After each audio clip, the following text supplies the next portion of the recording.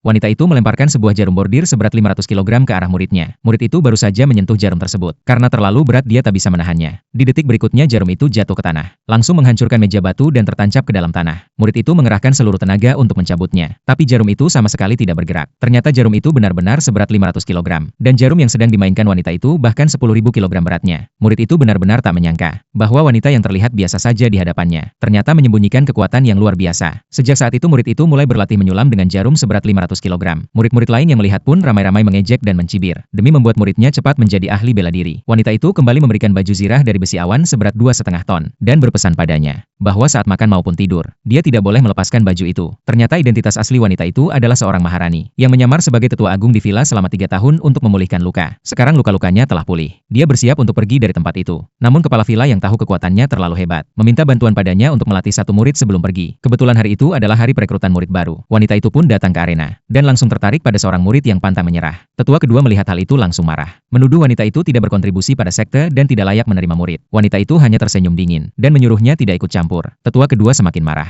dan langsung menyerang wanita itu dengan satu telapak. Tapi kepala villa memerintahkan semua orang untuk tidak bersikap tidak sopan padanya. Wakil ketua sekte segera maju untuk menghentikan mereka berdua. Dan saat itu juga, dia langsung merasakan kekuatan besar dari wanita itu. Demi menjaga wibawa, dia diam-diam menyembunyikan tangannya yang terluka di belakang. Pada saat itu, murid senior meminta wanita itu melepaskan jabatan tetua agung dan menantang murid wanita itu bertanding secara adil. Pertandingan ditetapkan 3 hari kemudian. Siapapun yang menang, gurunya akan menjadi tetua agung berikutnya. Wanita itu langsung menyetujui dan memberikan 2 pilihan pada muridnya. Yang satu adalah jalan cepat namun penuh bahaya. Yang satu lagi adalah jalan lambat namun penuh penderitaan. Murid itu tahu bahwa tidak ada jalan pintas dalam seni bela diri, maka dia pun memilih jalan yang sulit. Wanita itu kembali memberikan jarum bordir padanya. Murid itu mengira itu hanyalah jarum biasa. Namun saat jarum itu jatuh, ia langsung menghancurkan bangku batu dan menancap di tanah. Dan meski sudah dicoba berkali-kali, murid itu tidak bisa mencabutnya. Sejak itu, murid lain terus mengejeknya karena setiap hari hanya menyulam, menuduhnya belajar keahlian wanita. Murid itu marah dan langsung memukuli mereka, tapi langsung dihentikan oleh murid senior dengan mudah. Melihat kemampuan murid wanita itu yang tidak berkembang, murid senior merasa dirinya pasti menang dan pergi dengan sombong. Murid itu pun mulai ragu pada dirinya sendiri karena tadi telapak tangan murid senior mengandung kekuatan 1000 kg. 3 hari kemudian pertandingan pun dimulai. Rangkaian pertama adalah tes kekuatan. Semakin tinggi semburan air dari pukulan, semakin baik hasilnya. Beberapa murid tampil terlebih dahulu, namun hasil mereka semua tidak memenuhi syarat. Saat murid senior naik ke atas, semburan air mencapai 20 meter. Wakil ketua sekte langsung memuji hasilnya luar biasa. Murid wanita itu bersiap melepas baju besi awan, namun ditolak oleh gurunya. Dia pun memukul sekuat tenaga, namun semburan air hanya 1 meter. Para murid kembali menertawakannya sebagai orang lemah. Pertandingan kedua adalah uji kelincahan. Siapa yang paling cepat melintasi tali baja akan menjadi pemenang. Murid itu kembali meminta untuk melepas baju besi, namun wanita itu menolaknya dengan alasan belum waktunya. Akhirnya dia naik ke tali dengan sangat susah payah. Tiba-tiba seseorang melempar batu dan mengenai kakinya. Dia nyaris jatuh.